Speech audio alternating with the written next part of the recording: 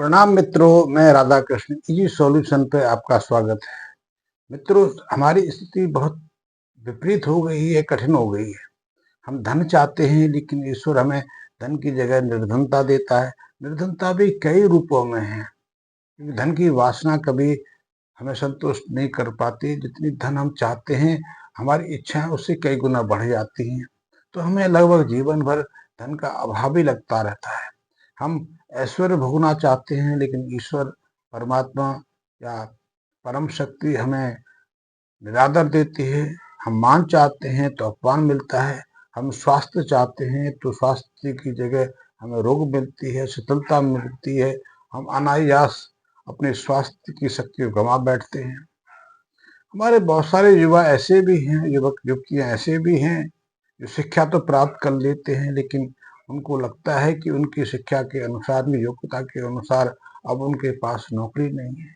व्यवसाय की भी यही स्थिति है। तो हम अपने जीवन की सभी वासनाओं को कैसा पूरा कर सकें? तो एक यूथ के पास, युवाओं के पास हमेशा इस चीज को लेकर शिकायत रहती है। या तो वो ईश्वर के प्रति शिकायत करते हैं, परमात्मा के प्रति उनको शिकायत रहती है, या फिर अपने कर्मों को लेकर वो चिंतित रहते हैं। कभी कभी वो अपने माता पिता और जो पूर्वज हैं उनको भी लेकर शिकायत करते रहते हैं कि उनके कर्म ही ऐसे, कुछ भी कर लें लेकिन उनकी प्राप्ति नहीं हो पाती।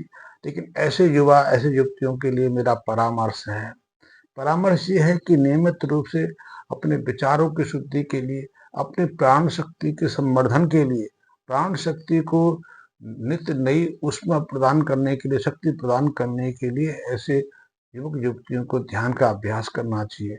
ध्यान शब्द हम सोचते हैं कि आप कहीं आंखें बंद करके बैठ गए, श्वास पे ध्यान करना शुरू कर दिया, विचारों को रोकने का प्रयास करना शुरू कर लिया। लेकिन ये शुरुआती क्षण है। ध्यान एक अवस्था है जब वो आपके विचारों की शिथिलता हो जाती है, विचारों का उठना, विचारों का पैदा होना रुक जाता है, श्वास शिथिल पड़ जाती है, हृदय की जो धड़कन है वो धीमी पड़ जाती है। आप निश्चित जैसी स्थिति में आ जाते हैं, मन में कोई आवेश नहीं उठता, मन में किसी विचार की उत्पत्ति नहीं होती। तब कहीं जाकर आप ध्यान में प्रवेश करते हैं। ध्यान की अवस्था उसके आगे की अवस्था है, जहाँ आप निर्विचार हो जाते हैं।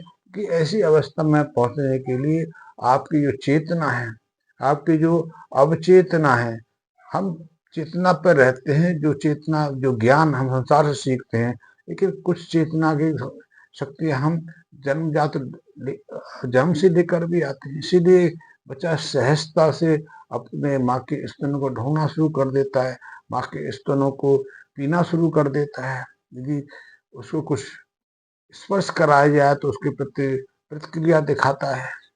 उसका हृदय है, उसका फेफड़े हैं, उसके आहार तंत्र है, वो स्वेच्छा से अपनी तरह से गति करते हैं। कि सर्दी लगती है तो शरीर सिकुड़ जाता है। ये जन्मजात जो चेतना की क्षमता है, ये जन्मजात की क्षमताएं उम्र के साथ बढ़ती रहती है।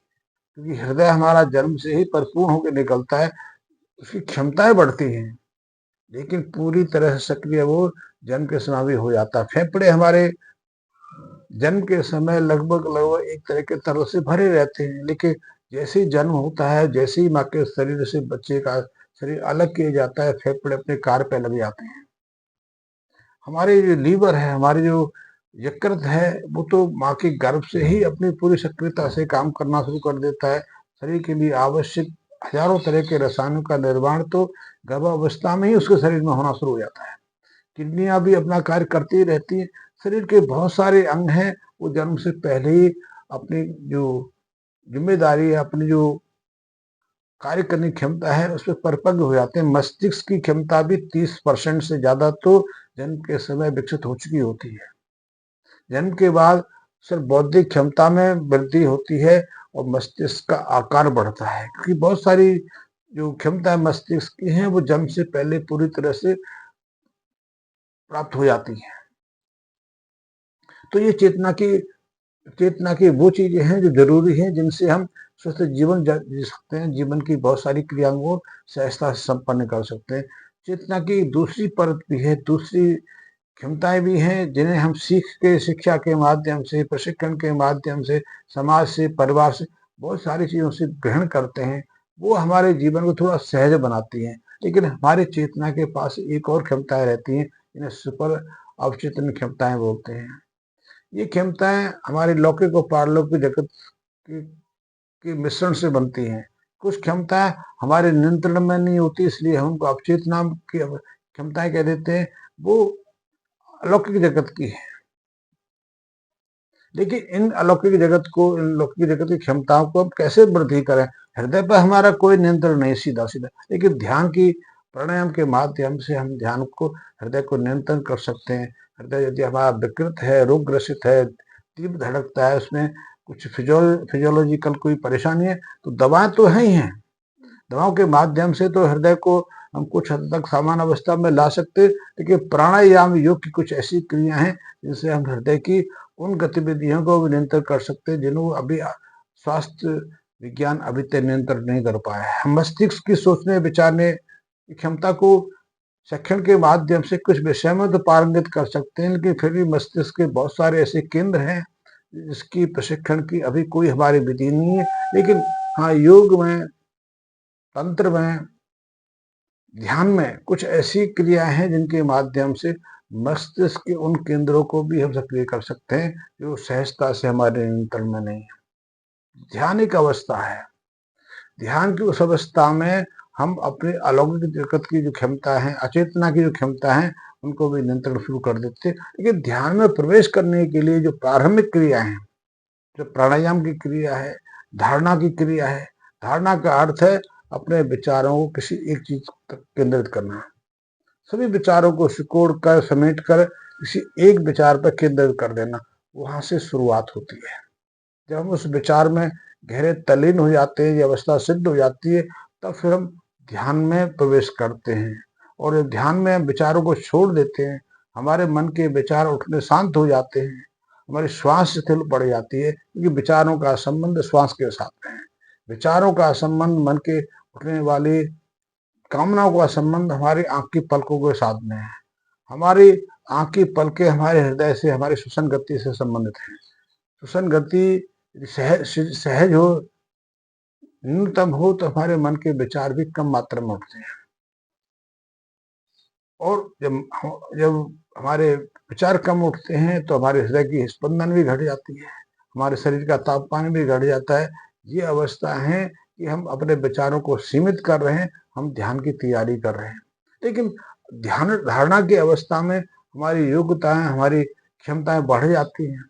धारणा एक तरह का, जैसे शिक्षार्थी है, एक वैज्ञानिक है, एक शिक्षक है, एक स्पोर्ट्समैन है, ये सब धारणा के अंतर्गत आती है। संगीत का धारणा में एक विचार में अपने को तल्लीन करके संगीत में पारंगत हो जाता है। एक लेखक, एक वैज्ञानिक धारणा में जीता है, एक विचार के साथ जीता है, तो कुछ प्रकृति के ऐसे रहस्यों को खोज लेता है।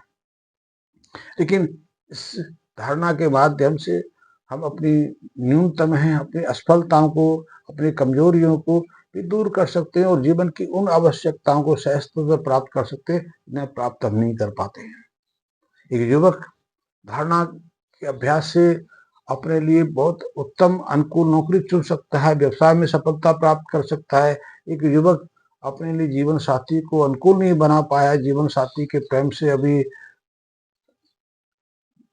असफल है, संबंधों में तनाव रहता है, या उसके अंदर बहुत सारी कमियां हैं। आज के युवाओं में बहुत सारी कमियां भी देखने में आ रही हैं। पुरुष युवक अपनी जो पौरुष क्षमता है वो तेजी से खो रहे हैं। युवतियां अग्रेसिव स्वभाव आ रहा है। पहले उनकी जो कामाग्नि थी, शिथिलता रहती थी, लेकिन उसमें आवेश आना शुरू हो गया है और इनके कारण भी उनके ग्रस्त दाम्पत्य जीवन पर प्रभाव पड़ रहा है। इन सबको दूर करने का आज आप अभी तक आधुनिक शिक्षा विज्ञान में कोई उपाय नहीं, कोई माध्यम नहीं। लेकिन योग में, ध्यान के माध्यम से आप इन पर नियंत्रण खा सकते हैं, इनमें सफलता प्राप्त कर सकते हैं। इनके माध्यम से उस न्यूनता को सहजता से दूर कर सकते हैं। ध्यान के कई रूप हैं। भजन के माध्यम से भी आप उस अवस्था में प्रवेश कर सकते हैं, लेकिन ध्यान में इतनी तल्लीनता होनी चाहिए। आप नृत्य के माध्यम से, संगीत के माध्यम, संगीत या स्पोर्ट्स के माध्यम से।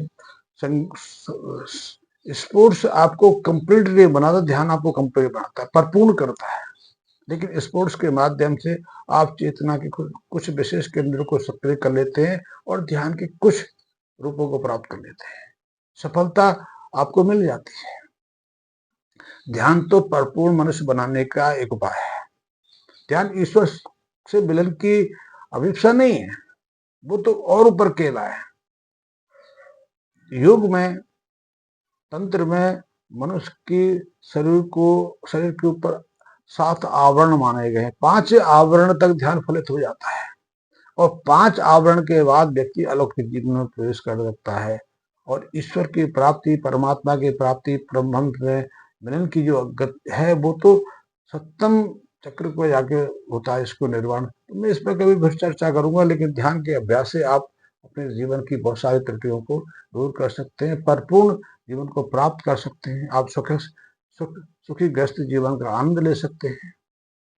आप संतुष्टि पूर्वक जीवन यापन कर सकते हैं। ध्यान पर फिर कभी चर्चा करेंगे। आज इतना ही, धन्यवाद।